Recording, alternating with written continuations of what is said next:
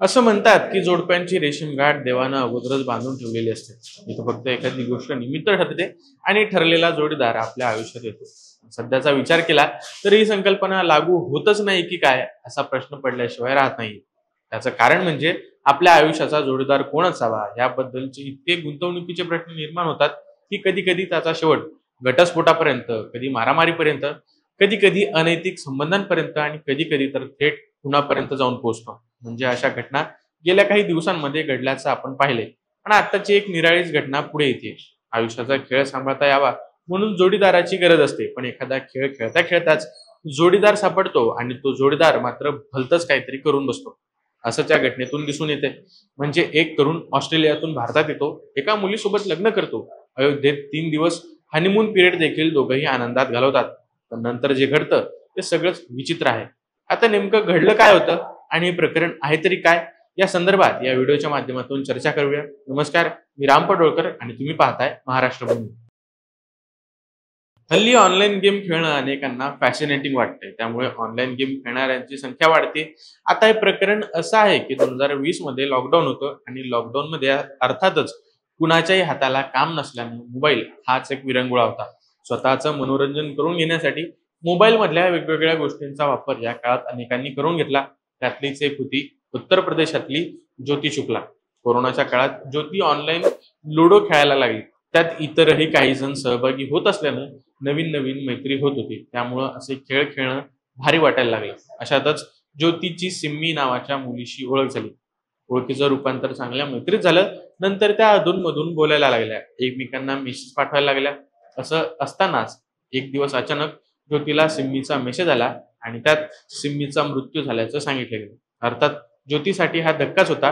पण जर सिम्मीचा मृत्यू झालाय तर सिम्मीच्या आयडी वरून कोण बोलतोय हा प्रश्न तिच्या पुढे उभा राहिला. तिने विचारपूस केल्यानंतर लक्षात आलं की अनिकेत शर्मा नावाचा एक व्यक्ती सिम्मीच्या आयडी वरून बोलत होता. म्हणजे सिम्मीची आयडी आता मी स्वतः चालवतोय हे अनिकेतनं सांगितलं. त्यानंतर ज्योतीची अनिकेतशी ही ओळख झाली.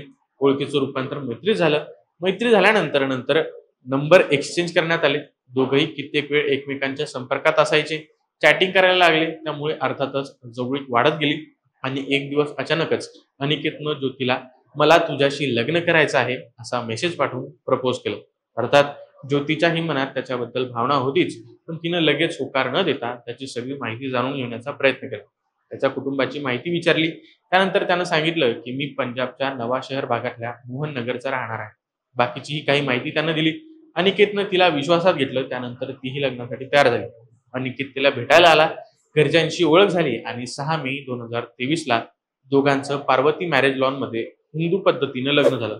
या लग्नात ज्योतीचे नातेवाईक उपस्थित असले तरी अनिकेतच्या घरातलं कोणीच नव्हतं.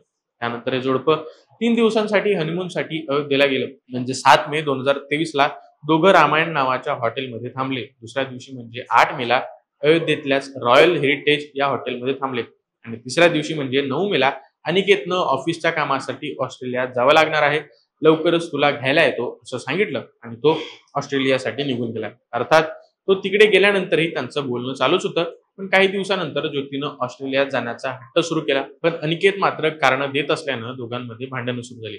नंतर अनिकेतनं 5 लाख रुपये ज्योतीला मागितले. ज्योती इतकी मोठी रक्कम देऊ शकत नव्हती, त्यामुळे ज्योतीला सोबत ठेवायला त्यानं नकार दिला. जवळपास 4 महिने हा सगळा प्रकार सुरू होता.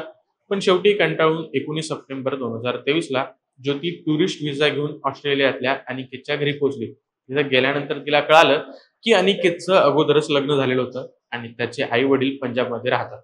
त्यांनाही संपर्क साधण्याचा तिनं प्रयत्न केला, पण त्यांनी ज्योतीला शिवीगाळ केली. त्यानंतर ती भारतात आली आणि पंजाबमध्ये त्याच्या आई वडिलांना भेटायला गेली.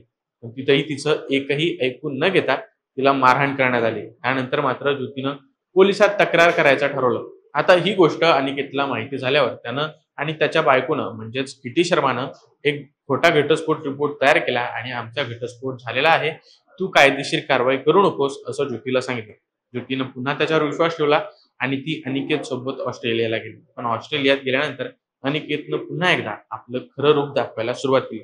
ज्योतीचा मानसिक आणि शारीरिक छळ सुरू झाला. अनिकेत ज्योतीला रोज मारायचा, तिला रूममध्ये कोंडून ठेवायचा. पण नंतर ज्योती कशी बशी भारतात आली आणि इथं आल्यानंतर तिने या सगळ्या संदर्भात पोलिसांमध्ये तक्रार केली. आता पोलिसांनी अनिकेतच्या विरोधात मारहाण आणि हुंड्याबाबत गुन्हा दाखल केला असून त्याचा तपास सुरू केलाय. खरं तर आजकाल विश्वास कोणावर ठेवायचा हे समजतच नाही, तरी आपण काही गोष्टींची काळजी घेणं अत्यंत आवश्यक आहे.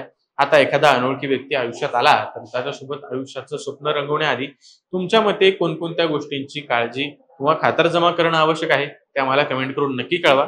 धन्यवाद.